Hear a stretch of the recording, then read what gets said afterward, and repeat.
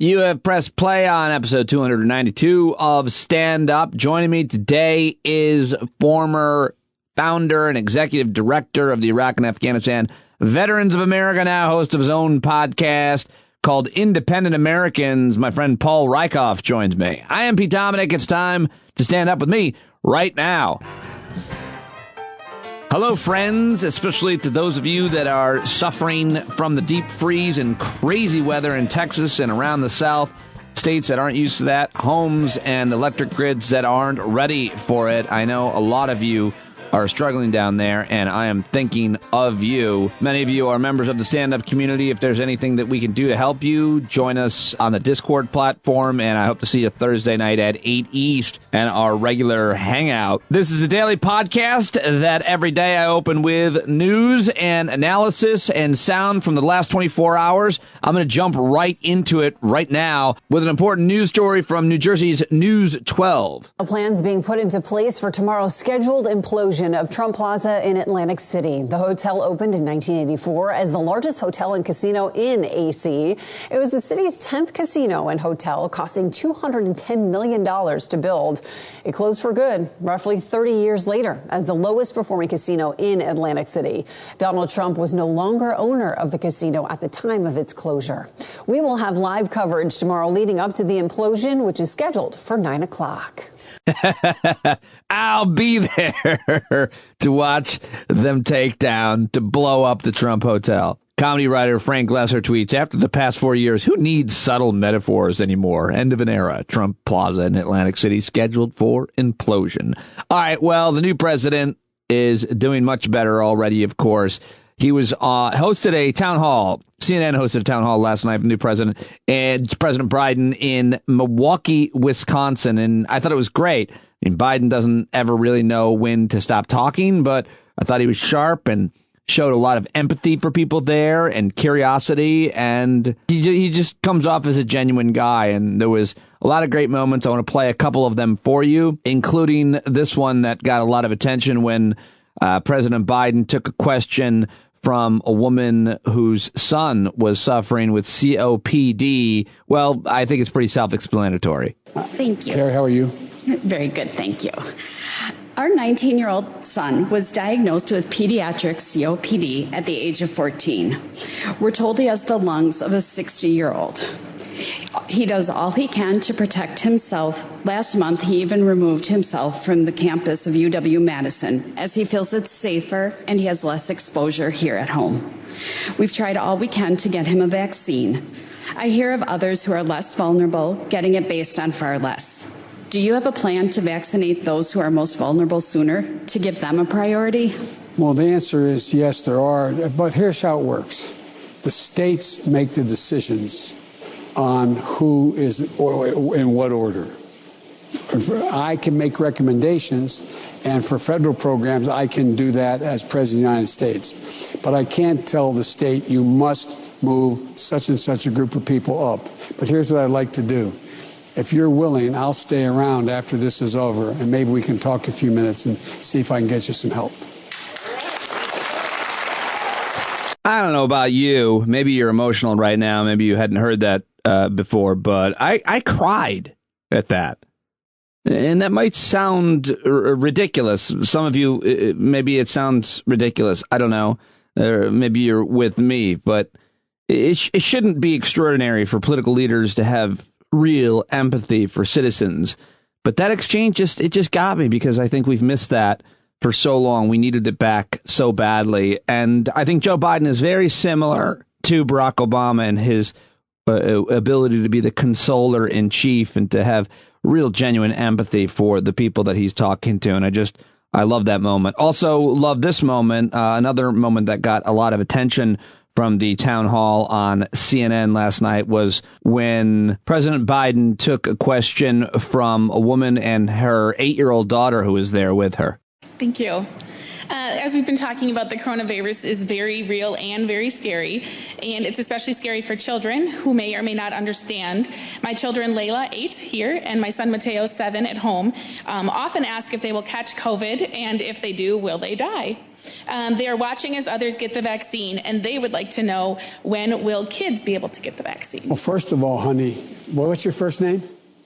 Layla. Layla, beautiful name. First of all, kids don't get the vaccine, get COVID very often. It's unusual for that to happen. They don't. The evidence so far is children aren't the people most likely to get COVID. Number one. Number two, we haven't even done tests yet on children as to whether or not the certain vaccines would work or not work, or what is needed. So you're the safest group of people in the whole world, number one. Number two, you're not likely to be able to be exposed to something and spread it to mommy or daddy. And it's not likely mommy and daddy are able to spread it to you either. So I wouldn't worry about it, baby, I promise you. But I know it's kind of worrisome. Are you in first grade? Second grade? Second. Oh, you're getting old. Second grade. Well, have you been in school, honey? No. See, that's kind of a scary thing, too. You don't get to go to school. You don't get to see your friends. And so what a lot of kids, and big people, too, older people, their whole lives have sort of changed like when it used to be. You used to be able to just go outside and play with your friends and get in the school bus and go to school, and everything was normal. And now when things change, people get really worried and scared. But don't be scared, honey. Don't be scared. You're going to be fine. And we're going to make sure mommy's fine, too. I mean, I just think his ability to connect with that young girl and make her feel safe, and speaking to so many other kids potentially as well, I thought that was extraordinary. And like I said before, the bar shouldn't be that high, but Joe Biden definitely met that test, the test of empathy last night at the town hall. Now we get serious with this next question about the threat of domestic terrorism, and Joe Biden gives another great answer here on the CNN town hall. Like millions of my fellow citizens, I was shaken by the attack on the Capitol on January 6th and on our democracy more broadly by your predecessor and his followers. While I appreciate efforts being made to bring them to justice, I worry about ongoing threats to our country from Americans who embrace white supremacy and conspiracies that align with it. What can your administration do to address this complex and wide-ranging problem? It's complex, it's wide-ranging, and it's real. I got involved in politics to begin with because of civil rights and opposition to white supremacists, the Ku Klux Klan, and the most dangerous people in America continue to exist. That is the greatest threat to terror in America, domestic terror. And so I would make sure that my Justice Department and the Civil Rights Division is focused heavily on those very folks.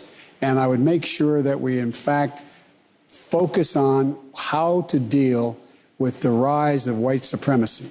And you see what's happening in the studies that are beginning to be done, maybe at your university as well, about the impact of former military, former police officers on the growth of white supremacy in some of these groups. You may remember in one of my debates with the former president, I asked him to condemn the Proud Boys. He wouldn't do it. He said, stand by, stand ready, or whatever the phrase exactly was. It is a bane on our existence. It has always been, as Lincoln said, we have to appeal to our better angels. And these guys are not, and women are, in fact, demented. They are dangerous people. Well, I'm very happy to hear President Biden talking so seriously about the most important and dire threat to American national security, which is the Klan, terrorists, white supremacists, anti-government, right-wing, overwhelmingly white male supremacists. Those guys. There's not nearly as many of them as there are us, and I'm not sure what percentage of them actually will follow through with doing horrific things, but I think we are starting to understand finally. I mean, frankly, I've been talking about this threat for as long as I've been talking publicly into a microphone, since 2008. And so many others have been talking about it for so much longer. And all black people have always known that the terrorist threat that is white supremacy. So it's not new, but it is great that the President of the United States is taking notice. Okay, let me shut up and get to one more clip from the town hall where Anderson Cooper was asked something, asking something or other about Trump. Anyway, I thought this is a pretty good exchange right here from Joe Biden, Anderson Cooper on the CNN town hall. Before the Senate voted to acquit the former president in the impeachment trial, you said you were anxious to see if Republican senators would stand up. Only 7 did. House Speaker Nancy Pelosi called the rest cowards. Do you agree with her? I'm not going to call names out.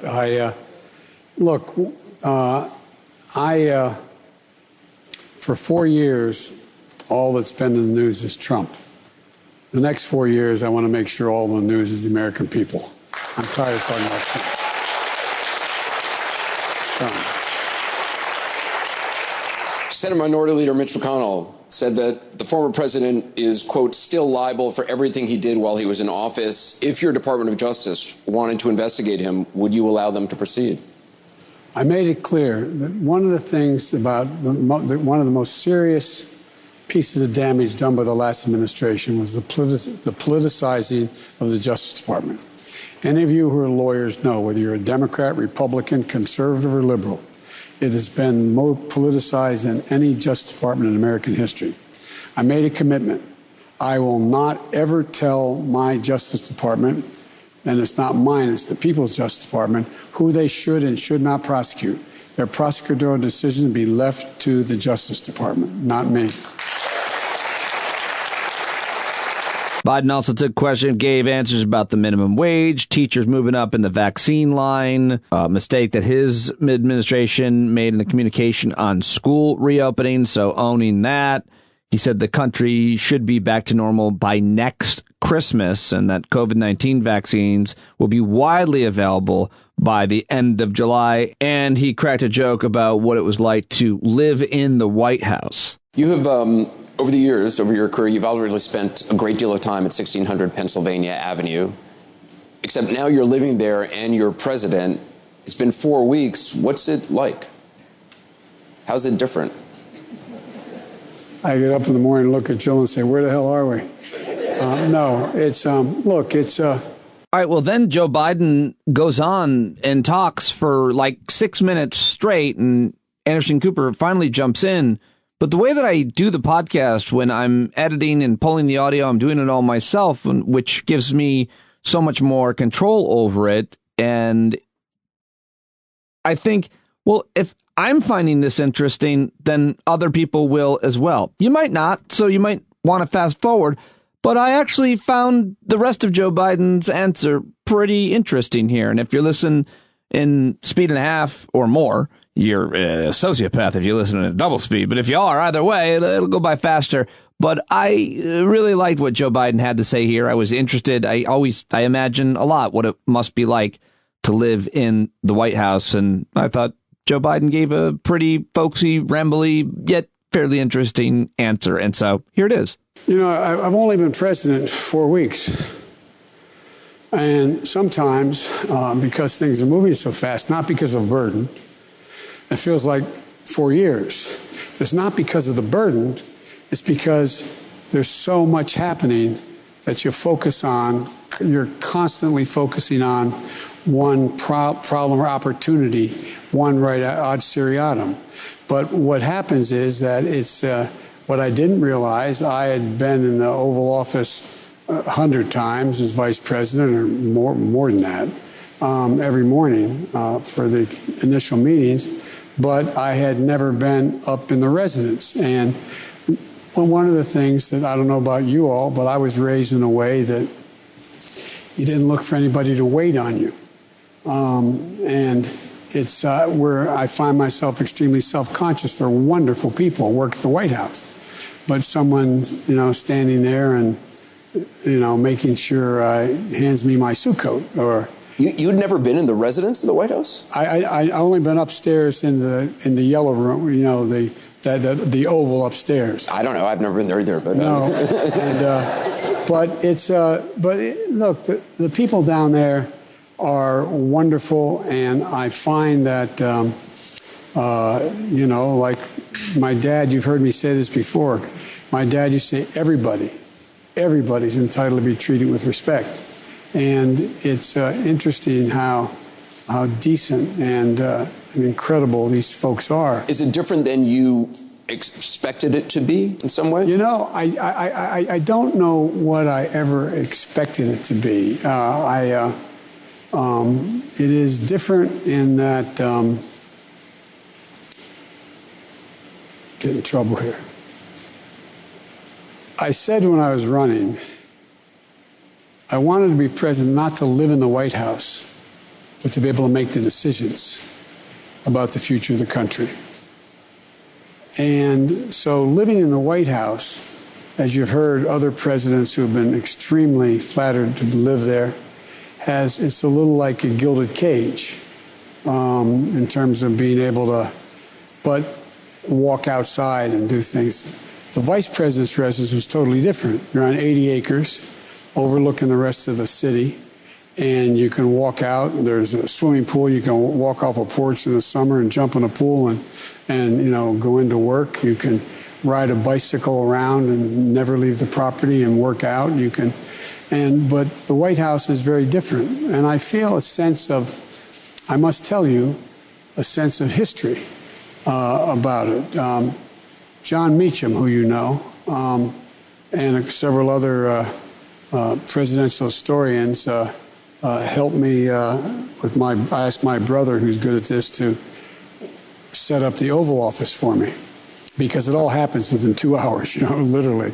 They move everything out, move something, and it was interesting to hear these historians talk about what other presidents have gone through and the moments, and who are the people who stepped up to the ball and who's the people who didn't. And what you realize is the most consequential thing for me is, although I've known this watching 7 presidents who I got to know fairly well, is I always in the past looked at the presidency in the terms of Abraham Lincoln and Franklin Roosevelt and George Washington, and how could they're superhuman. But I had to remind myself that they're really fine men that I knew well the last 7 presidents. And at least they're people who I knew well enough to know that I could play in the same team with. So it took away the sense of, this is my God. You know, I'm not Abraham Lincoln. I'm not Franklin Roosevelt. How do I deal with these problems? Have you picked up the phone and called any former president yet? Yes, I have. Do you want to say who? No, I don't. They're private conversations. But, by the way, all of them have, with one exception, picked up the phone and called me as well.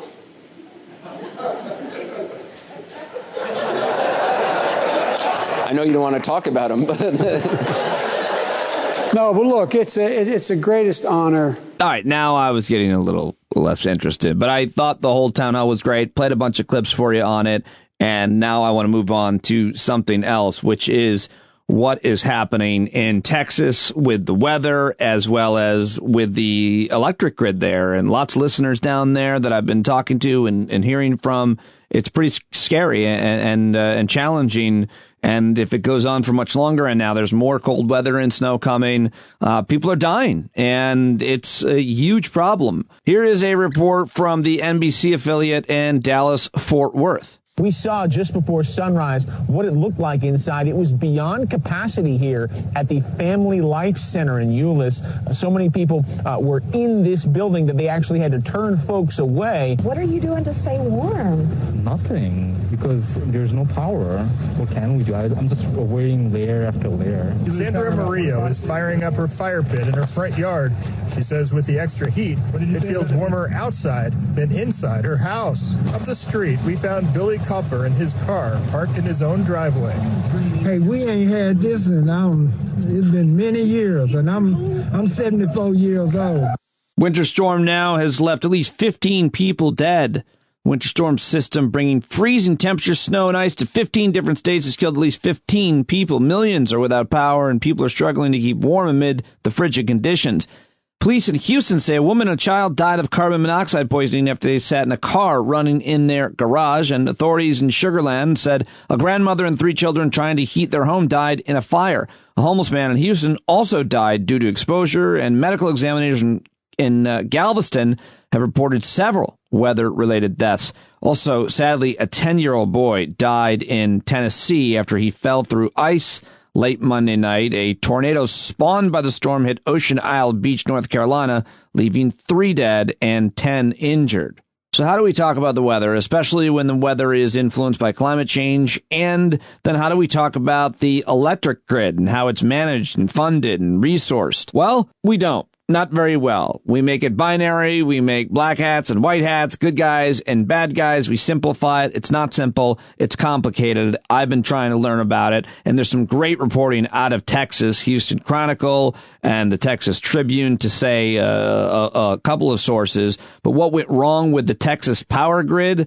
Well, everybody at Fox News is blaming it on windmills freezing. I mean, take a listen to this montage of the worst of the best of Fox, or is it the best of the worst? The blackouts that are in Texas are being made worse by the failure of wind turbines, many freezing in the icy weather, cutting output in half. And it's raising questions about the Lone Star State's increasing reliance on renewable energy. Now, folks, this is all more proof that green energy just is not ready for prime time. Oh, fuck you. You get sub-freezing temperatures, and wind and solar just don't work for power. Shut the fuck up. If this Green New Deal goes forward the way that the Biden administration appears to want it to, then we'll have more events like we've had in Texas all across the country. These wind farms that are frozen, they're an eyesore. They're not efficient. They're not delivering the energy that we want. The windmills failed, like the silly fashion accessories they are, and people in Texas died. Windmills are an eyesore and silly fashion accessories. What an asshole Pete Hegseth and Tucker Carlson and the whole rest of them. The windmills had almost nothing to do with it. It was all about natural gas shortages. I mean, overwhelmingly, that's what it was about. And Beto O'Rourke tweeting, Texans are suffering without power because those in power have failed us. As with COVID, a natural disaster has become far deadlier due to the inaction and ineptitude of the governor and Texas's Republican leadership.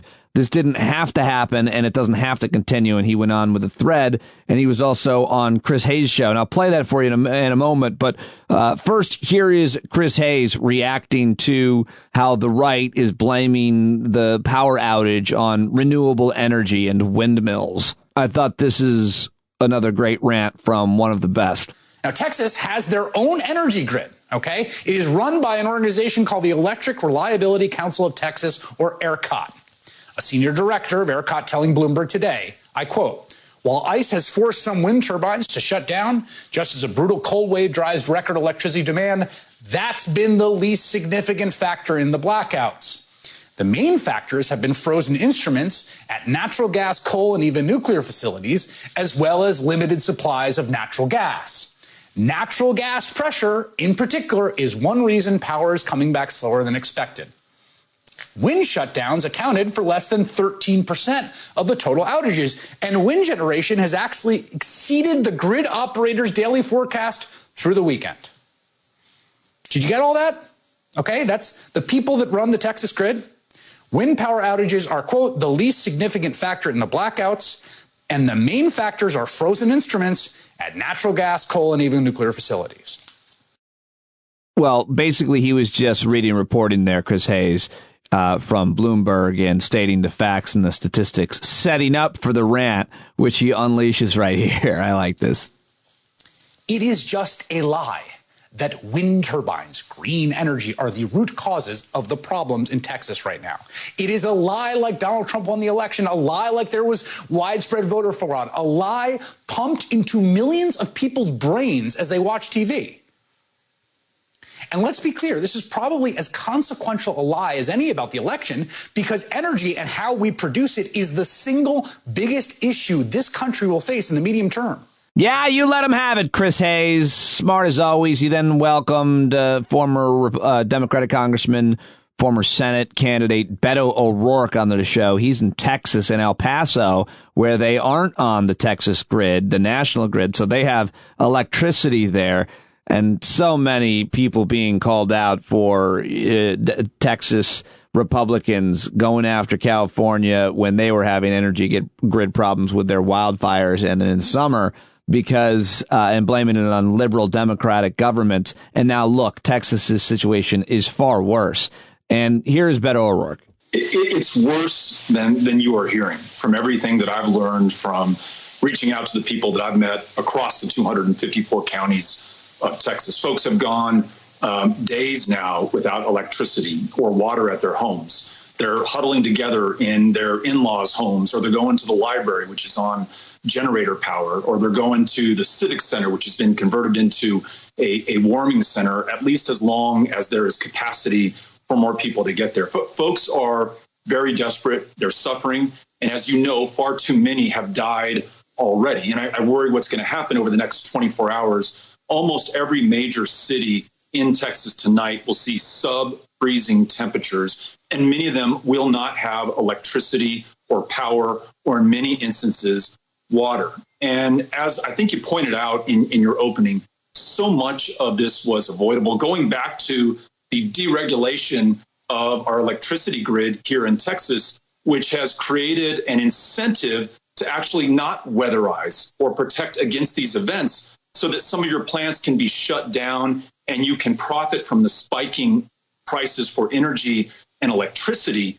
And then you have the cascading consequences of these stupid culture battles that are led by the GOP and our governor, Greg Abbott, who's focusing on making Texas a sanctuary state for the NRA, or they're arguing with the Mavericks about playing the Star-Spangled Banner at the beginning of their games, or bathroom bills, or other kinds of stupidity, while we have very real emergencies, like a pandemic that has killed more than 40,000 of our fellow Texans, a botched rollout of the vaccine where folks don't know how to get on the list, this recession that has put millions out of work, and now this. The energy capital of North America cannot provide the energy needed to warm and power people's homes in this great state. We are nearing a failed state in Texas, and it has nothing to do with God or natural disasters. It has everything to do with the leadership and those in positions of public trust who have failed us.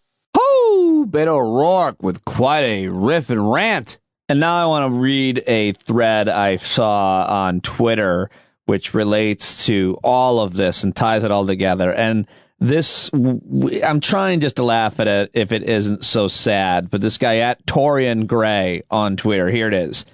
So my eldest brother, who is a moron, has been playing soldier with his moron friends in the deserts of Texas for the last year, preparing for the collapse of civilization if Biden won, LOL. They were burying food and ammo stashes out in the desert. They were running drills, crazy stuff. This included getting a CB license so he could be their lifeline to the other groups of white idiots when the cell towers all went offline. Wouldn't want to violate federal law while communicating with your resistant groups after the fall of the federal government, I guess. Anyways, you would assume, given that they've been prepping for the end of the world for at least a year, they'd be well situated to ride out the rolling blackouts, right? Well, their plan for cooking and heating during an extended power outage was natural gas. But like a lot of homes, their gas service is out. The food in the freezer and fridge is already toast due to the power outages, so they're down to the canned stuff. But there's a catch. They can get into the pull-top cans just fine, but the ones that require an opener, their only can opener is electric. So good 3/4 of his canned food is inaccessible to him unless he goes after it with a knife, which I sincerely hope he does. So Captain Survival was eating unheated ravioli out of a can yesterday because I guess he doesn't know how to start a fire. I mean, they have a fire pit, but it too is gas-fired. He told my mom they're probably going to break into the survival bucket soon. I'm sure that's some great food. And he told my mom that the blackout is due to Texas switching everything to wind power. but that he didn't discount the government was doing this on purpose. I mean, if you can figure out why they arbitrarily freeze out a giant state, A points to you. The saving grace in all of this is he's having to ration his phone usage so he can't sit on the phone with my mom for hours crying about it. He's forced to sit there and talk to his wife, who's almost as dumb as he is. Presumably, he's sitting there shivering, ranting about libs while he sucks down cold beefaroni. What a life. He's tried contacting his best friend in his little LARPing group, but he's gone to ground. I sincerely hope that means he thinks this is the start of the Great Purge or whatever. He's disappeared to the mountains to evade FEMA and child support bailiffs. I'm trying to get more details from my mom, but I have to play it cool. If I laugh, she'll stop telling me about it. So I have to pretend this is very serious, and I'm concerned for his safety while I'm imagining him hitting a can of baked beans with a screwdriver repeatedly. On the plus side, they got plenty of guns and ammo, so they can shoot the shit out of the snow. Locking two people with marital strife into a house with no supplies, no access to power, but plenty of access to guns and ammo seems like a great idea. I think this should work out really great. Just to give you all some additional comfort, his wife is part of the group who helps select the textbooks Texas buys every year. Just in case you're wondering about those kind of people who make those decisions. Wow. I mean, that's got to be true, right? And even if it's not good fiction, at Torian Gray, Jean-Michel Canard on Twitter. Check it out. And finally, yesterday, big story was that Donald Trump has gone after his first big target, Mitch McConnell, who he used to be friends with. In a scathing letter that Donald Trump wrote about Mitch McConnell, which apparently was supposed to be even worse than it was. He called Mitch McConnell a dour, sullen, and unsmiling political hack. And if Republican senators are going to stay with him, they will not win again, Donald Trump wrote in part. I know we're not supposed to be talking about Trump, but how can you not talk about it when they are eating each other alive? Ari Berman tweets, Mitch McConnell traded 485,000 American lives for 234 Trump judges and tax cuts for the rich. Rex Chapman tweets, it's weird to see Trump and McConnell fighting against each other. You'd think Satan would step in and remind them they're both on the same side. And here's our friend, comedian J.L. Covan's view. Rap battle, Donald Trump versus Mitch McConnell. Hello, Moscow Mitch. You're losing your grip. Everybody knows that you're my Senate bitch, and now you have less power than rolling shit. You're a minority leader without the grips, and you're an ancient turtle without any lips. You're sour, a loser, and definitely dour. And when she worked for me, I was up in Elaine's chowder. Oh! Listen to me, you disgusting orange bitch. I'm the turtle god of the swamp. They call me Moscow Mitch. I gave you tax cuts and all the federal judges. All you gave us were depends with brown smudges. So now you're back at Mar-a-Lago with your Slovenian hoe, fearing the po-po. But when you finally get charged for all your crime, and that judge hands you that long prison time, know that it isn't a Trump judge that'll do you in, but a Moscow Mitch judge. The end.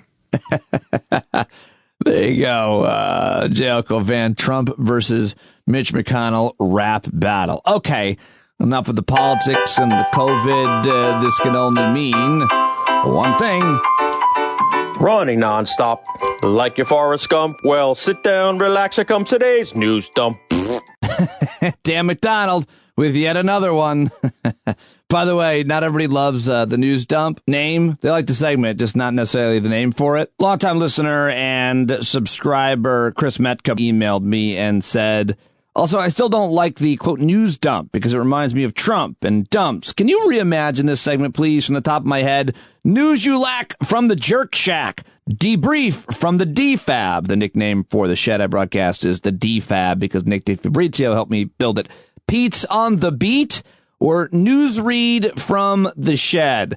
I don't know, Chris. Who wants a second Chris suggestion? You don't like News Dump, you would prefer a different name. If we can get a second or a third, I'll consider it, but I'm sticking with it right now. Sorry. Chris, thank you for the other ideas. Email me standupwithpete@gmail.com. Let's start with a sad story out of Indianapolis where about 100 animals died as a result of smoke inhalation during a fire at a pet store there, according to Indianapolis Fire Department. Animals perished at Uncle Bill's Pet Center, included about 40 dogs and 25 parakeets, as well as rabbits and other animals. Why is it that I feel so much worse for the dogs than the parakeets? What is that? What is that about? That's terrible. I feel bad that I feel worse for one species than another. There were some survivors, an office cat and a, quote, resilient guinea pig, as well as fish and multiple reptiles, according to the fire department. And new developments in that case from the white woman arrested last year for calling 911 on a black man who was bird watching in New York Central Park. She had her criminal case thrown out Tuesday after completing a diversionary counseling program the prosecutor said was meant to educate her on the harm of her actions. So Christian Cooper, the bird watcher, recorded the video, was subject of her 911 call, said he was caught off guard and learned of the dismissal only when the Associated Press called him shortly thereafter. He issued a statement highlighting what he said was another racial injustice, saying he was far more outraged by the U.S. Congress denying statehood to the mostly non-white District of Columbia than anything that Amy Cooper did. I love that he used his moment in spotlight to react to her dismissal by making a political statement about D.C. becoming a state. That's awesome. He said that gross racial injustice could be fixed by Congress now, today, and that's what people should be focused on, not last year's events in Central Park. Smart guy. Okay, how about this amazing story from Seattle? The Seattle Times reporting that a 90-year-old woman walked in a foot of snow to get her coronavirus vaccine, her first appointment. She said, I've been calling to get an appointment anywhere, everywhere, every morning, every afternoon, and I've been online at night. She finally secured a slot for Sunday morning, but Friday and Saturday, a strong winter storm moved through the region, turning the city's normally rainy streets into a winter scene of snowdrifts. So this 90-year-old woman dressed in fleece pants, short-sleeve shirt, so that the nurse could get to her arm easily. Over that, she layered a fleece zip-up, then a down coat, and then a rain jacket. She put on some snow boots, took out her walking sticks, and ventured out into the snowy street. She said, I knew it wasn't going to be easy. It was challenging, but she made her appointment just 5 minutes late. Love that. That is a story of grit, resilience, and determination, and it's quite inspiring. And it's also, I think, interesting to think about that a 90-year-old woman will walk through a blizzard to get her vaccine where so many other healthy people are anti-vaxxers and afraid of the vaccine. British automaker Jaguar Land Rover said its Jaguar Marquis will become an all-electric luxury brand started in 2025, yet another major automobile manufacturer committing to going electric. Barry Ritholtz just drove the new Ford Mustang electric. What's it called? The Mach-E, I think it's called. I'll have to get him on to talk about it. A rocket attack on a coalition base in Iraq had killed a contractor and injured a U.S. service member. A little-known militia group has claimed responsibility for the attack. U.S. Secretary of State Anthony Blinken said, we are outraged by today's rocket attack in the Iraqi Kurdistan region. We express our condolences to the loved ones of the civilian contractor killed in this attack and to the innocent Iraqi people and their families who are suffering these ruthless acts of violence. The U.S. Coast Guard has suspended the search for 6 people who were reported as missing after their boat capsized off of Florida's Atlantic coast. That's a terrible story. And while there won't be any Mardi Gras parades this year, there will be a lot of house floats. The parade has been canceled, but now people are turning their homes into floats. So I guess you can't keep New Orleans down. And let's end on some good news. COVID-19 cases and hospitalizations are dropping dramatically across the U.S., suggesting that measures to interrupt transmission are working, at least for now. More than 27.7 million Americans have tested positive, among at least 83 million believed to have been infected. And so I know I am not supposed to do COVID headlines. I broke my own rules, but there you go. I wanted to end on end the news dump on a good note. All right, so let me get to my first and only guest on today's show. He is an old friend of mine. He's been on the show a few times before, the podcast, several times, of course, on the old radio show. We go way back. He is the founder and former executive director of Iraq and Afghanistan Veterans of America. He's the author of a great book called Chasing Ghosts about his time as a platoon leader in Iraq. And now he's the host of a great podcast. He's just given a new name. It was Angry Americans, but now in season 2, it is Independent Americans. And we have a really interesting argument about that. I'd love to know what you think. It doesn't get in any way personal or ugly. I just disagreed with him here. He may be right. I hope he is right. I don't think he is. It's hard. These are hard things to prove in terms of what it means to be an independent and what the trends are in American politics about where people are leaning and for what reason. But it was a thoughtful debate and discussion that we began with. And then we talked about the issue that I really wanted to speak with him about, which is the extremism, threads of extremism and radicalization of veterans, which he wrote a great op-ed piece at CNN.com with veteran and former Senate candidate Amy McGrath, which is linked in the show notes. Paul Rieckhoff on Twitter. Listen to his podcast, Independent Americans. Just started season 2. Great episode with former presidential candidate Evan McMillan on the future of independent politics. I think you're going to like it. Here we go. Paul Rieckhoff. So, speaking of Smirkanish, though, he has tried to occupy this kind of independent-minded, middle-of-the-road space with his audience, and you are changing now the name of your podcast at Righteous Media from Angry Americans to Independent Americans. And so why don't we start by talking about what you mean by that, what you think about that, and why you're doing that? Sure. Well, thanks for having me, Pete. Great to be back. Love to your audience and all your friends and houseplants and everybody else. I like the upgrades to the shed. Looking really, really cool. Thank you. Look, we just finished 101 episodes of my podcast, and you were around when we started almost 2 years ago. And we really tried to focus on news, politics, and culture from an independent standpoint. But we were also talking about anger that existed in this country. And we said, if you're not angry, you're not paying attention. And we covered everything from school shootings to VA backlogs to the pandemic.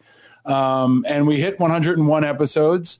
Joe Biden got sworn in, and then there was an insurrection at the Capitol.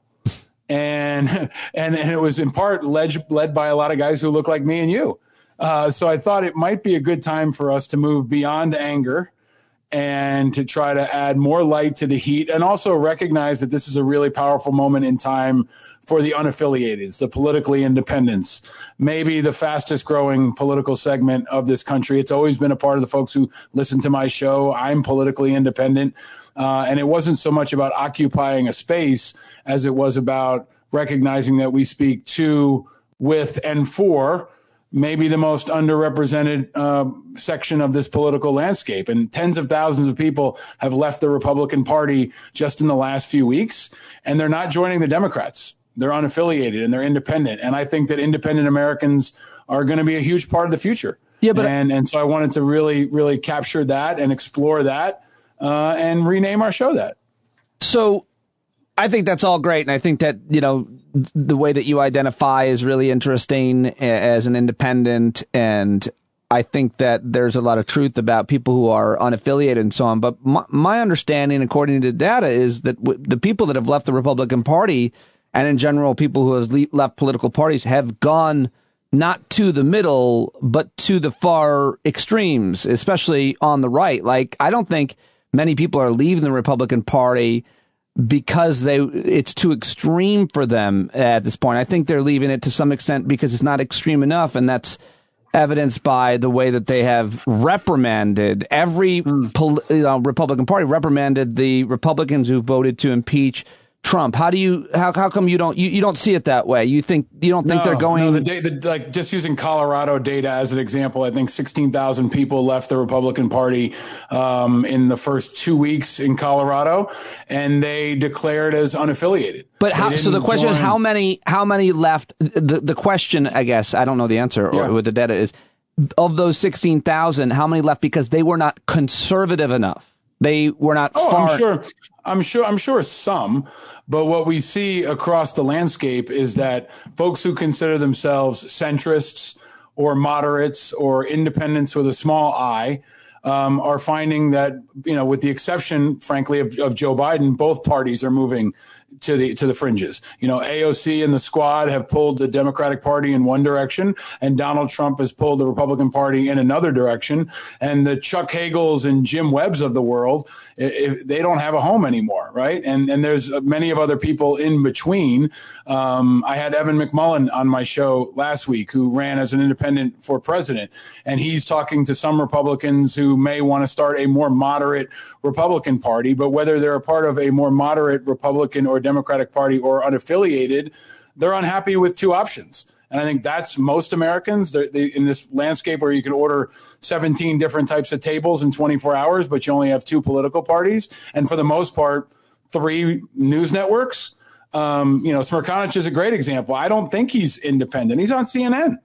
And CNN is really not an independent place on the media landscape. In my view, I think it's really viewed as slanted in one direction. And the days of CNN being independent, as someone who's on CNN pretty often as a guest, I think those days are long gone. Wow, I guess we don't see it at all the same way. I feel like independent. I think CNN is fiercely modern, independent, constantly calling false. Maybe in 1991. Well, I mean, what? I guess let's try to define what we mean down a little bit more by specificity, because I feel like that kind of middle that you're talking about is mostly non-existent, because I guess the way I see it, and you'll probably not agree, maybe you'll agree, I don't know, is there are those who are living in reality and who are for democracy. Yeah. And there are those who are not. I mean, and the Republican Party has become a fascist but party. Within those folks who live in reality, there is a broad spectrum politically. And you've got blue dog Democrats and Reagan Republicans and a newer generation of folks that are maybe I'm 46, maybe my age, and especially younger, who choose none of the above. They don't want to align with parties except by default, because they have to vote in a primary. In a place like New York City, let's use that as an example, right?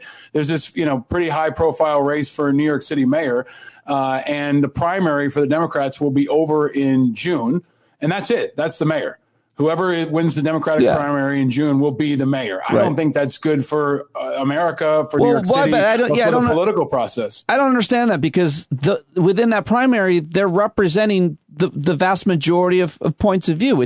That's the truth about any region in the country. There are a lot fewer people that are more moderate Republicans. That's why they don't win. That's why it's not. I don't think that's true. If that's the case, then Mike Bloomberg wouldn't have won 2 terms and gotten a third, and Rudy Giuliani. So why can't a new Mike Bloomberg? So why couldn't? So couldn't Mike Bloomberg win today? Let me give you an example. So part of what I've been exploring, and I explored in the last episode, is ballot access.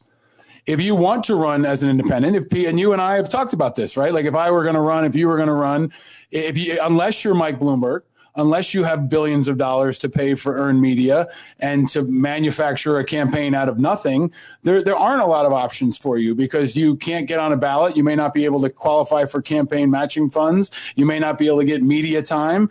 You may not be able to get the kind of traction that a candidate would if they said, you know what, I really am not a Democrat, but it's the only way I can get on a ballot.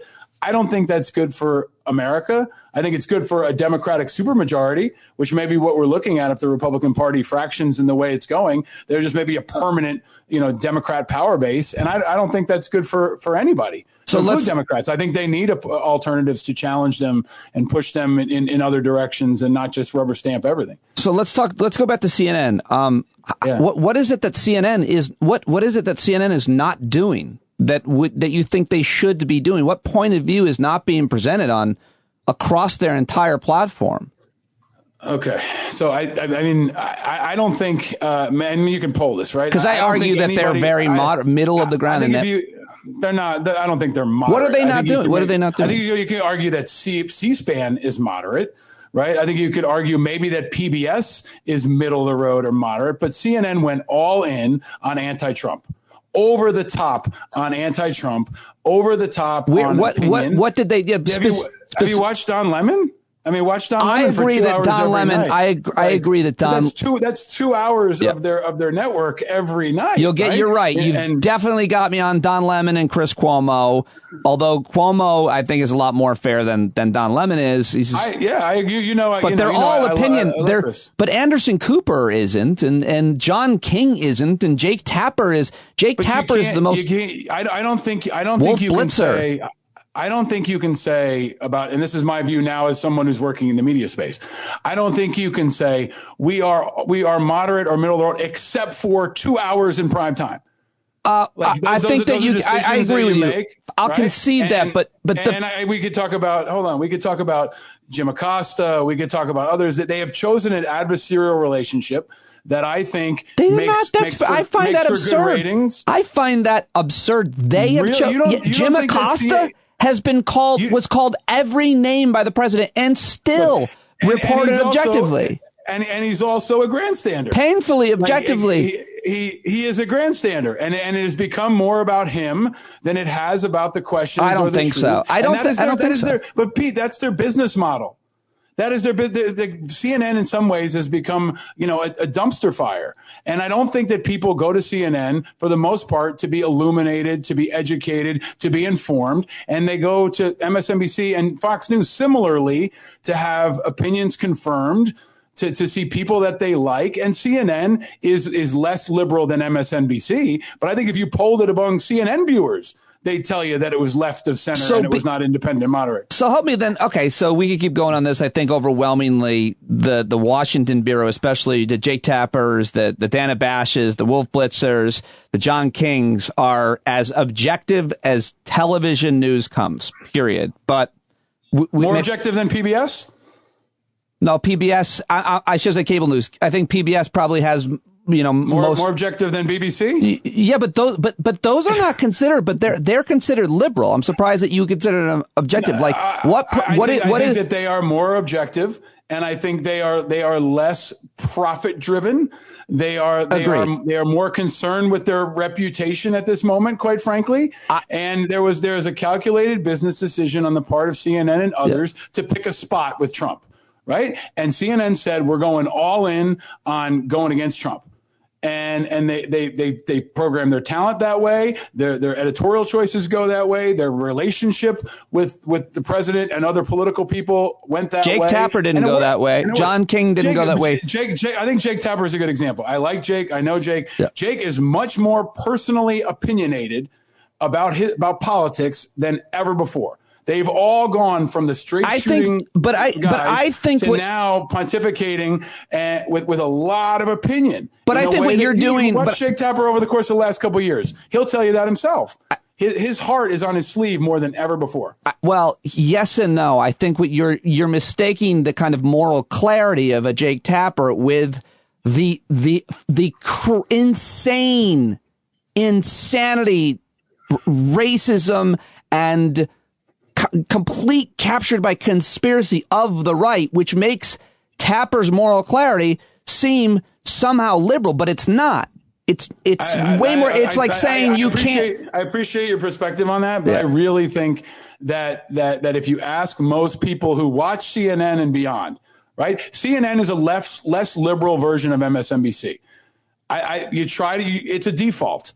It's where people go if you don't want to watch PBS because it's too boring, or C-SPAN because it's even more boring than that, and BBC because maybe it's far disconnected. There are plenty of places like Vox and The Atlantic and Vice and a million podcasts, including yours, that most people would consider more objective than the big media networks. For sure, but I was keeping it within cable news. For absolutely, there's a lot more to choose from. But let me be even more specific. What do you think the Republican Party represents today? Because I think it's pretty clear what they represent, and it's fascism, conspiracy theories, and white supremacy. Like, there's no moderate. I mean, I'm not here to defend the Republican Party. I'm not asking you to. I'm asking you what you think they represent today. I think that's what to many people they represent. But there are many Republicans in this country who wanted to represent something different. There are some folks that hope it represents Adam Kinzinger, right? Or Evan McMullen. Very few, though. Yeah, but very few. It's small percentage of the Republican Party wants to go to the direction of the moderates that you just named. The vast majority of them, from state to federal, are fascists and conspiracy theorists and white supremacists. Do you disagree with that? I don't know what the percentage is, and I don't think you do can either. see how many people voted. The percentage is easy, Paul. I mean, I don't even know what you're saying. Right. How many people? If what you're saying is everybody who voted for Donald Trump is a fascist, then that no, I'm supports saying your numbers. in party politics. I'm not willing to make that. But hold on a second. But this is my point. No, but let me just be specific. I'm being I'm not talking about the people who voted for Donald Trump. Not talking about the voters. I'm talking about in Congress, in the United States House of Representatives and the United States Senate, and arguably in the states, but just specifically, overwhelmingly in the House and Senate, they voted to deny the election. And so I'm talking about the vast majority of Republicans are anti-democratic, supportive, not of democracy, but of authoritarianism by their vote. That percentage by their vote. I don't disagree with that. But if you're asking me if that means that all Republicans in America are fascists, my answer is no. Overwhelmingly, Republicans do not believe that Donald Trump lost. What is that? Does that make the guy next door that you're always tweeting about a fascist? No, it makes them conspiracy theorists that don't believe in reality. So we can't take that. So maybe this is my point. Like, I think you're connecting a lot of things that may not necessarily be connected. Go ahead. Right? Like, everybody who votes for Donald Trump, in my opinion, is not a fascist. Everybody who considers themselves a Republican is not a fascist. Everybody who considers themselves a Republican right now does not necessarily support Trump. We're going through a time where the Republican Party is in crisis, is going in the world of Trump, and many people have already broken off, will continue to break off. And my point is that there needs to be places for those folks. And there are places for those folks. I think my show may be one of those places. I think third parties will emerge, fourth, fifth parties will emerge. But the biggest party that will emerge is no party at all. I think the next generation is inclined toward not being affiliated with parties because both parties have, by and large, failed most people. Now, there are exceptions, of course, and I think the media is the same way. I think people pick MSNBC or Fox or CNN by default, and they are longing for alternatives. So I think they need alternatives in their political parties. I think they need alternatives in their media. If they didn't, they wouldn't listen to your show. Like, your show is a great example of an alternative voice that can only exist outside of the major media conglomerate system. And that's where I think the future is. So there's a long-winded way of saying, I think you're the future. I think what I'm doing is the future. And I think most Americans want something different. I agree with that. And I think I just listened to your show before we talked. You had a great interview with Evan McMullen. You're absolutely right. But I'm talking less about media outlets that are available for people to learn from, and what more specifically we're talking about in terms of where the American electorate is. And by the way, I think it's strangely fascinating that, as someone said this on my show recently, that it's hard for people to understand that like a third of Americans are racist. Like, did you see the Gallup poll that came out last week about political affiliations? I tweeted about it. You can pull it up. But there's a new poll that came out in the last week from Gallup about how people are declaring. And right now, the majority of Republican voters support forming a third party. Yeah, because they're too crazy. Right? It's not because they are that they want to move to the middle. It's because Trump isn't. We don't know that to be true. Right? Most of them. We'll see how it shakes out. Most of them are because they are for Trump. I mean, many of them are anti-Trump, Pete. Many of them are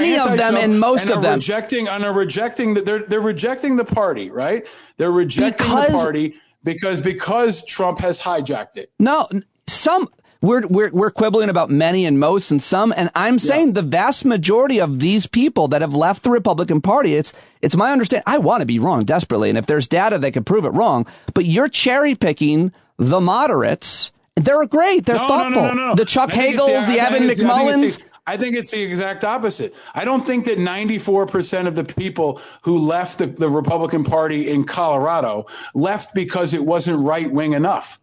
And left the week after the insurrection. I don't think they left because they're joining the Proud Boys party. They left because they're rejecting Donald Trump and they want something more moderate, more independent, more centrist. And for many, the election was the last straw. Inauguration was the last straw. The Capitol insurrection was the last straw. And now it's a game of 52 pickup. Right? The Lincoln Project is a great example. Maybe real time, it's a sore spot for some folks, but they were channeling a huge underserved part of this population that wanted an alternative to the Republicans and the Democrats. They were just, I don't agree with that. That's too thoughtful about the Lincoln Project. They were just bashing Trump every day. They were just bashing Trump. That's all they were doing. I don't think it was. I don't think it was that simple. It was the Lincoln Project was for anybody who was against Trump. It was that simple in my mind. What am I missing? I don't think it was that simple at all. I mean, look at the people who led it. Like, where did they sit on the political landscape? Like, you know, who knows where they'll shake out? Yeah, but their ads, who cares about them? Their ads were all they are, right? No, I mean, I don't think you can separate the leaders from the organization. You can't just forget about them. The leaders are the reason the whole thing's going down right now, right? Because of the decisions they made. But they raised $90 million. They created a media network that gets tens of thousands of views. They are capturing, in my view, an underserved audience. It's a media audience. It's a political audience. It's going to be an advertising audience. And I think if the Lincoln Project goes away, it might be Evan McMullin. It might be, I don't know, John Huntsman. It could be anybody, and there may be a number of them. But that game of 52 pickup is now very much in play, probably for the next 4 years. What do you? I want to talk about this piece that you. Can I ask you a question? Yeah. Was that a train that went by earlier when we were arguing? I have the windows. Is that your house? Yes. I'm surprised you could hear it. I'm actually hot, believe it or not. I'm in the shed and I'm hot, and so I opened the windows, and I can't believe that you heard that, but hopefully it wasn't too distracting. I'm paying attention. I heard a fucking train coming through during our interview. Do you think? Do you think you're such a good listener? Do you think that a train would bother you because I live near a train and it was always like do you like it or not? My brother used to live in a trailer with his then girlfriend and their young son. He was a little kid, and they used to live near train tracks. And I remember seeing him at like 2 years old saying, you know, no train daddy, no more train daddy, no train daddy. He was traumatized because he lived near a train track. And so I could not live near a train track. It's a long way of saying it would be difficult for me. I mean, who am I to judge? Maybe it'll be a really dope house and have a nice studio with cool plants. But I need some good fucking earplugs, man. Dude, it's really funny that like I really want to put a lot of plants in here. I have one plant in here, but you've commented on it twice, and it's making me so happy that you're noticing my plant. Because you know why? Because I don't know if you're doing this on purpose, but you're probably trying to curry favor with Room Raider, which I have a major issue with. I haven't even been invited on TV in a while. I got like and when I was Room Raider rated me, but it was only because I solicited them. It was very pathetic. I was like, "What does Room Raider think of my appearance?" And like 9 out of 10. Yeah. I'm like, "Thanks." I put like a pineapple in there. I refuse to be room shamed. And I think that this is creating a very negative culture where, by the way, Steve Schmidt used to have this mansion that Room Raider loved, right? And all these people who have plotted plants and pineapples, like some kind of fucking Where's Waldo game. And I, I'm in my garage and I'm here to talk about real shit like insurrections and Iranian attacks. And I don't give a shit if people like the plant over my shoulder. Like, let's get to the content, and hopefully they're focusing on what I have to say. See, I'm the opposite. I don't have Room Raider, bad for America. And I'm not going to be room shamed because I don't have a mansion paid for by, donor dollars. I see it differently because I don't deliver the most brilliant commentary. I think the background matters so much more for someone like me. If it mattered so much more, why would you put the light behind you? It's a fair point. So I also want to ask, speaking of Room Raider, have you noticed that Senator Claire McCaskill on MSNBC always has a piece of cake under like a glass? Have you ever seen that? It's so contrived. It's all this hidden Easter egg crap. Like this is not Ready Player One. Like this is serious shit. We have our country in chaos, and I really think people are so they've gotten swept up in this. This is part of that's why look at my background. you know where I represent for, okay? This is as close as I can get to any marketing. So now people know what righteous media is. Maybe it's a little distracting, but I'm not putting pineapples up. I used to have a 69 Camaro behind me. And Room Raider told me the 69 Camaro should be turned around the other way, and I should put the top down. Oh, wow. So I understand. I told Room Raider, fuck you, you're a despot. And if it was really democratic, Room Raider would let the public vote. That's what Room Raider should really do. If Room Raider wanted to give the people the power, let the people vote. That's a great point. Because when the people voted, they voted to upgrade me from an 8 to a 9 or a 7 to an 8. They voted to increase me by 1 point. And then the benevolent despot that is Room Raider said, okay, people, I will raise him by 1 point for the car. And then he or she told me they didn't like Chevys, they like Fords. I'm like, you know what? There's no winning with Room Raider. Wow. Now I understand where this chip is coming from. But does anybody know who Room Raider is?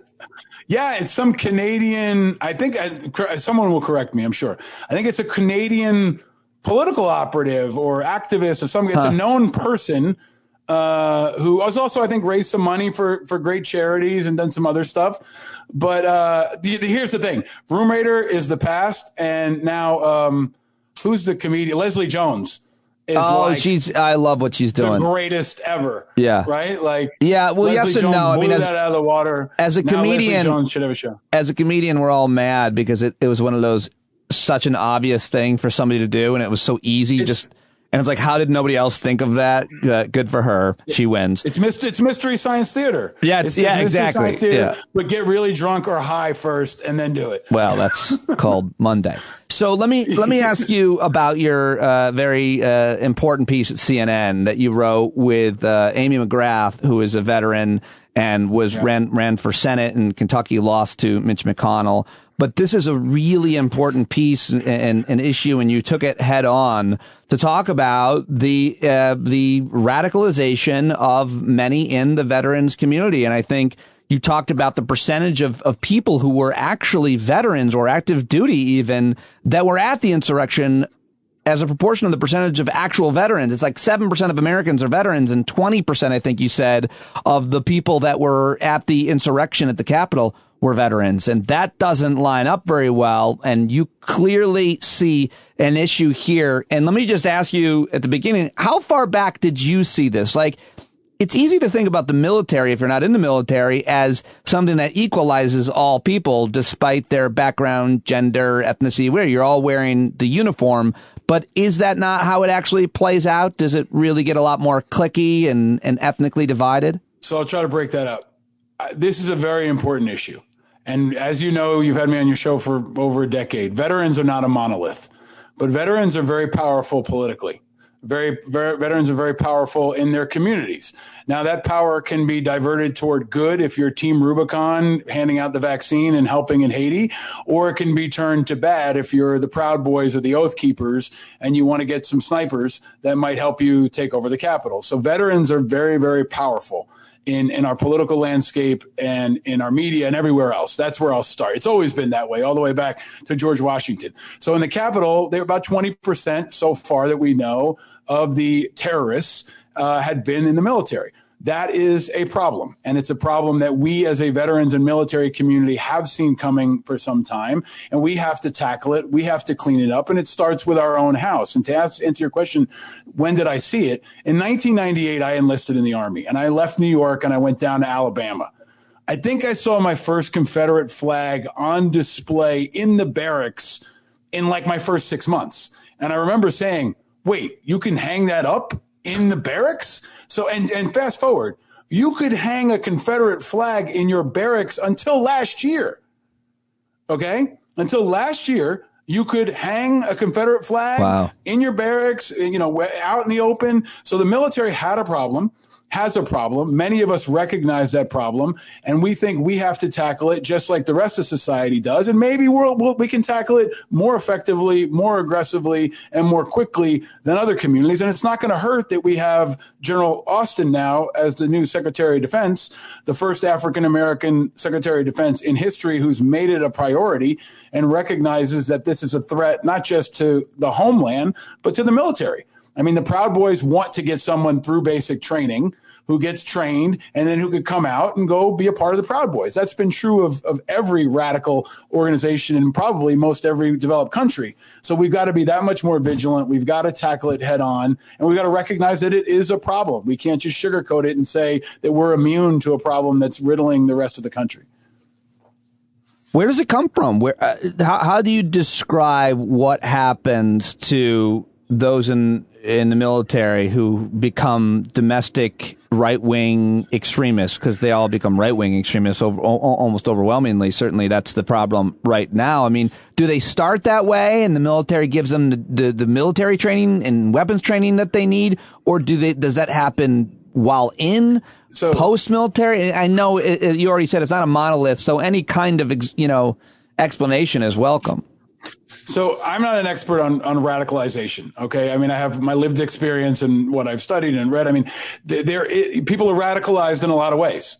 Right. And so I don't know if this is that veterans are more predisposed to being radicalized or they're being more aggressively recruited to be radicalized. Right. There are a number of different elements in play here. We do know that radical elements want them. And radical elements are recruiting them heavily. They give them a sense of belonging.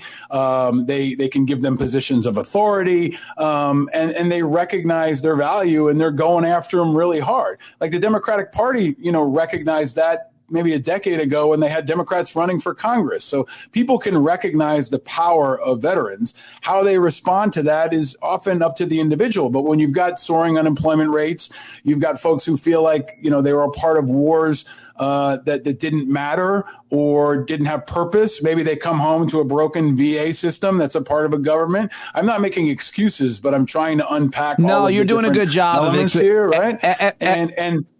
Every one of those issues, they then look for a cause of it, and they might end up where they do, and so those are all important and true conclusions of a veteran's experience and grievances. But why that is or how to go about it is the next question, I guess. That I interrupted you. Yeah, well, no, I mean, and you have to guard against it, because here's the other thing. You never want to underestimate the enemy. Right. And if the enemy is extremism, white nationalism, the Proud Boys, they are strategic sometimes, too. And they have had plans laid long ago where they said, you know what, let's get 20 guys through basic training. Let's get them in the 82nd Airborne. Let's get them into sniper school. In 6 to 8 years, they'll be out. Right now, the military has to guard against that as of right now. You must claim that you are, if you are associated, it is not illegal to be associated in the military with an extremist group. It is illegal and a violation of the UCMJ to act on it, to do extreme activity. But you can be a member of the Proud Boys. Okay. You just can't act like a Proud Boy. Right. So right now, adultery is illegal in the military, but being a member of an extremist group is not. So we have to do things like that. For example, be more aggressive in pre-screening and ensuring that they never get in to begin with, because they want to get in and they want to come out and they want to do harm. So that's one really clear upstream way that we can be better as a country, and the military can be better about ensuring they never get in the first place. But do you think, it's my understanding that military recruiting has only become more and more challenging. As a result, they've lowered the threshold for what the requirements are or what prevents you from joining. And as a result, they end up getting a lot of people who are those types of folks who have those types of beliefs.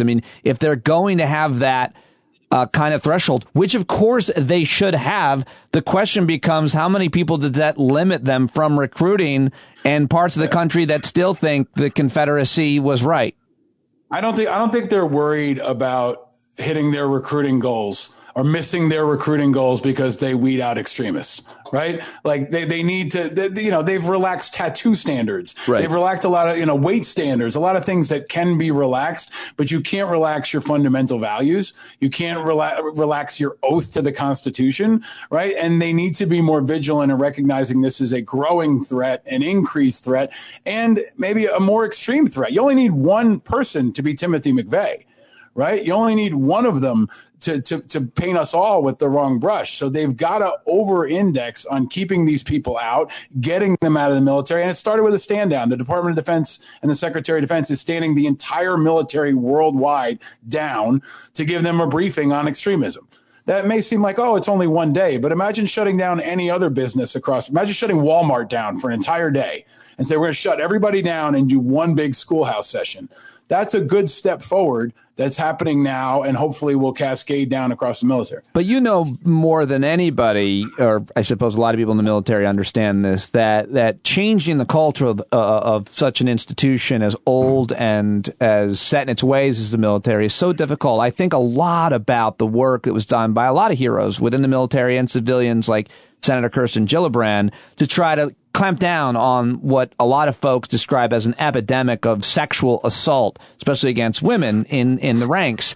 And it's been so difficult and so challenging for surprisingly so many reasons. So if you can't change the culture about sexual assault and kind of sexism, how do you change it about other types of extremism in this case? I mean, I know you're not saying it's easy. It just seems so daunting, Paul. I'm gonna turn this on its head and say it's actually easier in the military in some ways. The resistance is not within the ranks. The resistance is at the political levels. Let me give you an example. Donald Trump implemented a trans ban. The military didn't want a trans ban. America didn't want a trans ban. Donald Trump tweeted out that trans people are no longer allowed in the military. I remember. And the military said, we follow orders. You're the commander in chief. We will execute. On the other side, a couple of years back, I was a part of it. You and others were advocating. We repealed Don't Ask, Don't Tell. Yeah. We said that policy is no longer valid and people can openly serve. And it went through. It went through quickly. It cascaded. And the military actually is good about implementing change when it is required to do so. The problem is at the political leadership. Right? The political leadership didn't want to integrate the forces. The political leadership didn't want women in combat units. The political leadership didn't want gay people openly serving. The political leadership didn't want trans people openly serving. And the political leadership hasn't actively attacked sexual harassment and sexual assault. So Kirsten Gillibrand was doing it in part because Donald Trump wouldn't. Right. And if Donald Trump and Kirsten Gillibrand had both been in lockstep and said, military, you're going to stomp out sexual assault. Yeah, but no, that's with the same intensity that you were trying to kill ISIS. But that's not true because I'm talking about when I interviewed her, which was during the Obama administration. It was Obama and Biden were pretty good on gender issues, I think, for the most part.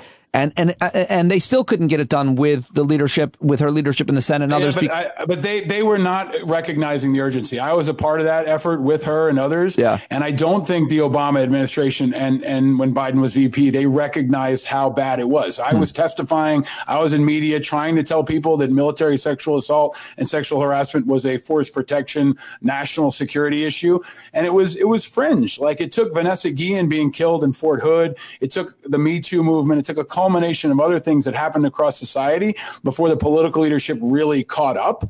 I think it's a fair criticism that the Obama administration didn't tackle it aggressively enough. But if they had made it a priority in the same way they did ISIS, right? You heard about ISIS a whole lot more often from Barack Obama than you did military sexual trauma.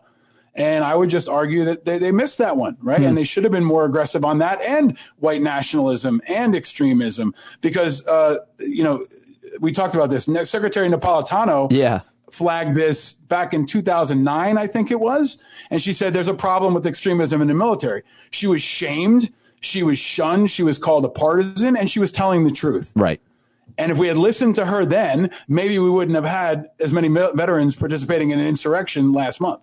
So last question for you, Paul, and I love talking to you. But in your piece that you wrote with Amy McGrath, you guys talked about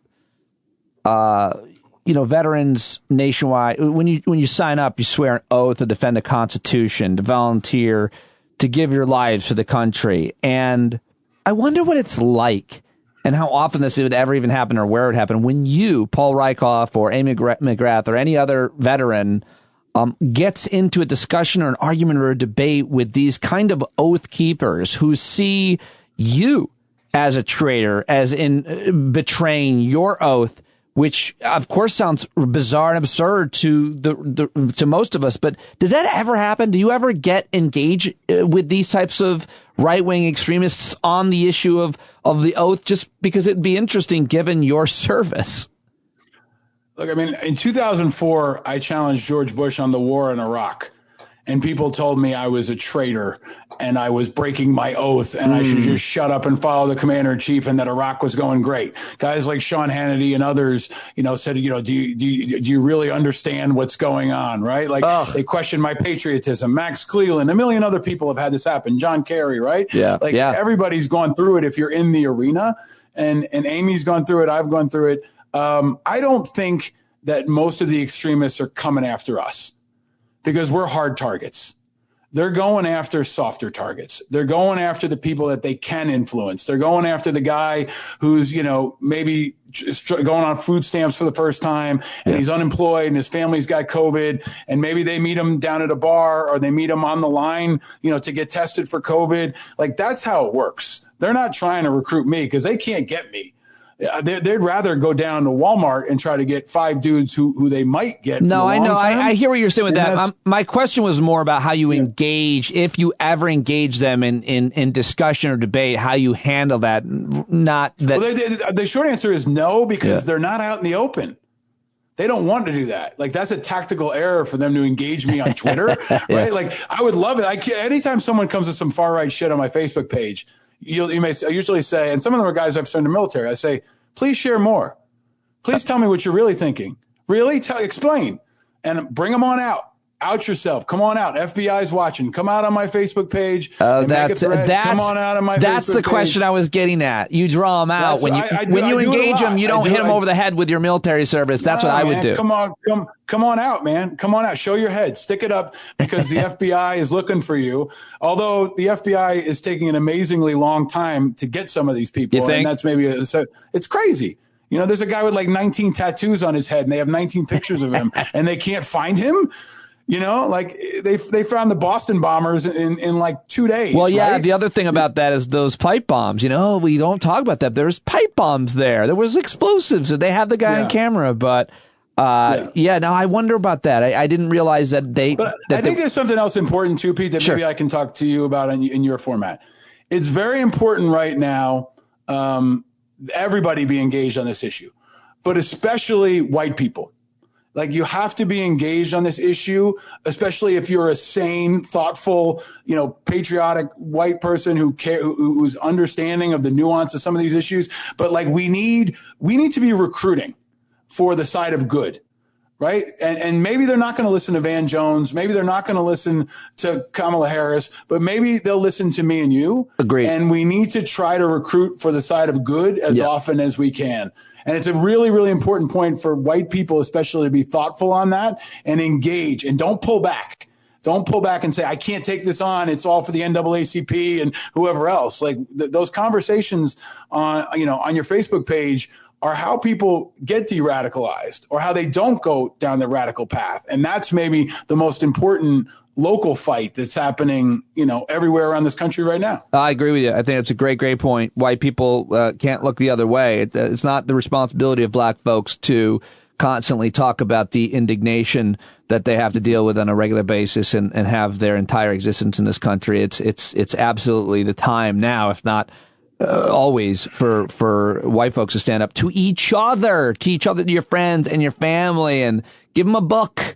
Give them an article, start a discussion, really start a discussion. What do you think about this? Or, invite them over with black folks and watch them engage. I'm more interested in watching them often with their ridiculous arguments, making them to the face of black folks. So, I said this poll about white people think overwhelmingly, at least I forget what the numbers were, if it was Republicans or conservatives, that they are more discriminated against, have fewer opportunities and advantages than black folks. And I'm like, go ahead, make that argument. I'd like to hear that argument. Make it to this black guy. What's really hard right now is that we're also missing culture. Right? Like, if there was ever a bad time for us not to have music and sports. Did you see the halftime show? Yeah. I was not happy with the halftime show. I like that. No, somebody tweeted that was the most men with masks in Florida at any one given moment was at that halftime show, because nobody in Florida was wearing masks except the Weeknd's backup dancers. But my point is, Pete, that there are a lot of people that are out there right now and need ways to engage. Like, I'd rather you invite them all over to watch the trains go by your backyard because they're not coming to sports. Now you're right. Not coming to music. Well, we need that. That's sometimes where you break down the barriers, right? When you're standing next to that guy, at a football game and you're rooting for the same team and you have a beer, that's missing. And the isolation that many people are experiencing right now is something we've got to overcome. And your show does it, community does it, and culture does it. So I think we've really got to think about that. Thank you so much for talking to me. I always love talking to you, Paul Rieckhoff. Congrats on Chapter 2 of your podcast. Everybody go check out Independent Americans. Everything is linked, all Paul Rieckhoff things in the show notes. As always, I appreciate you, pal. Thank you so much. I appreciate you, man. Thank you for chugging away. You've been an inspiration throughout the pandemic, and your success is a great inspiration for a lot of folks who are grinding it out right now. And I mean that with all my heart. I appreciate that. You got to build the shed. I'm telling you, the shed. It's all about the shed. Thanks, buddy. You got to check out the garage, man. You didn't see the deer head. Oh, looking good. Looking real good. Yeah, this is what it really looks like back up there here, in the country. There's no CNN budget back here, man. I love it. It's a deer head. Is this show sponsored by CNN? No sponsors, but the nonprofit GiveWell.org. Thank you for asking. All right, buddy. I appreciate it. I'll talk to you soon. Thanks, bud. Bye. Paul Rieckhoff, everybody. That is at Paul Rieckhoff. Angry Americans, now Independent Americans, a production of Righteous Media. And Paul is great. Known him a long time. As you can see, we had a thoughtful disagreement that is common, and it is loud, and it is welcome. If you are someone who disagrees with some of my opinions or behaviors or criticisms, whatever, I'd love to hear from you. I think sometimes now the folks that are actually invested in the show, subscribers of the show, or that I've become friends with, are sometimes wary of crossing me, and that's on me. I would love to hear from you, and I have to be mature enough to be able to take criticism and your thoughts. I've always kind of tried to pride myself on that. But so, as always, let me know your feedback. Would love to hear from you. standupwithpete@gmail.com. If you aren't already a subscriber, what are you waiting for? Sign up now. Go to patreon.com/Pete Dominic or sign up. Just click on the paid subscription link in the show notes. See it Thursday night at the Zoom, as well as anytime 24/7 on the Discord platform. If you're in Florida, stay warm. Rather, Texas, stay warm. Floridians are actually gloating on the Discord platform. I saw that. A couple of you talking about how great the weather is in Florida. So, gloat away, everybody. It's always great. I always love the climate competition, the weather competitions during the cold month. I'm still enjoying it. The snow looks like it's going to rip the gutter off of the back of my house, which is going to be a lot of fun. It's also melting slowly on my deck because I didn't clean it off.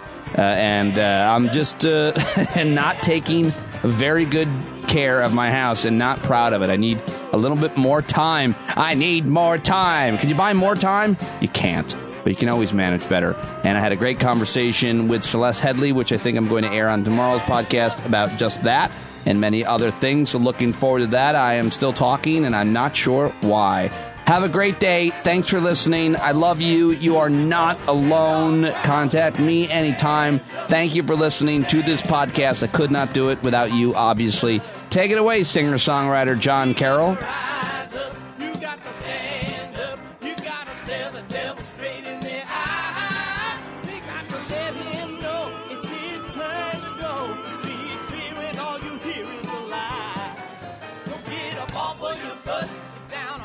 Your fence, even if it ain't a very friendly audience, well, they'll begin to listen when you start making sense, and you stand up, stand up. No need to point your rifle to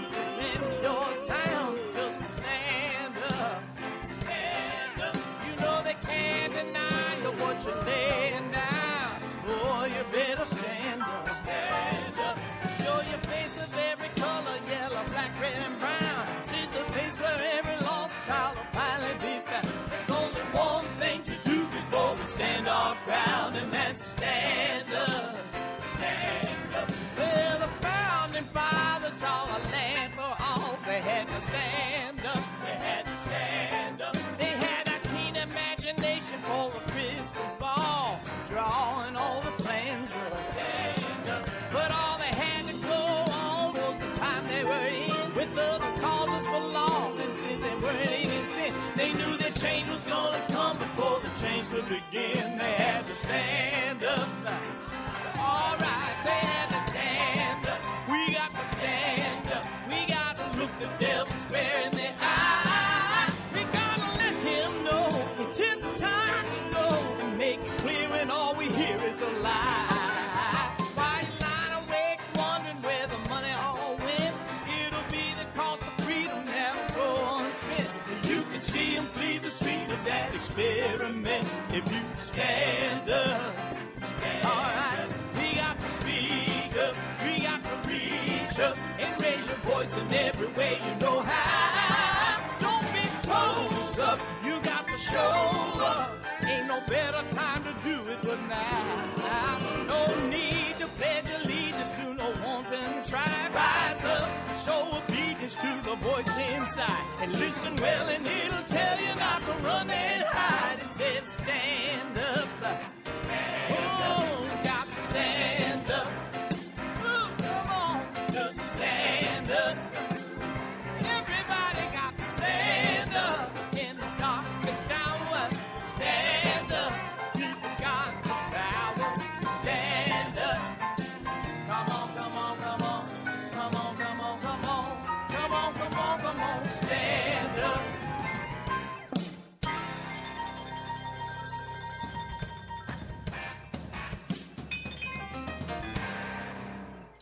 And here now is a businessman in Houston who's well known for selling mattresses and also being a generous guy about it. Houston, Texas, KTRK with Mattress Mac. Anything we're dealing with here in Houston, and that, of course, is gallery furniture. Steve Campion over there talking about that. Steve? Hey, we are here off the North Freeway at Gallery Furniture, where Mattress Mac is once again opening his doors to the community. Anybody in need of a little bit of warmth, and I think I've got Mattress Mac right here to join us. Here I am. Hey, Mac, tell us, Sydney. And your granddaughter, Sydney. My beautiful granddaughter, Sydney. Tell us why you're doing this again. We're opening Gallery Furniture North Freeway and Gallery Furniture on Highway 99 in Richmond as warming shelters for people whose homes are affected and power out, home, apartment, condominium, whatever.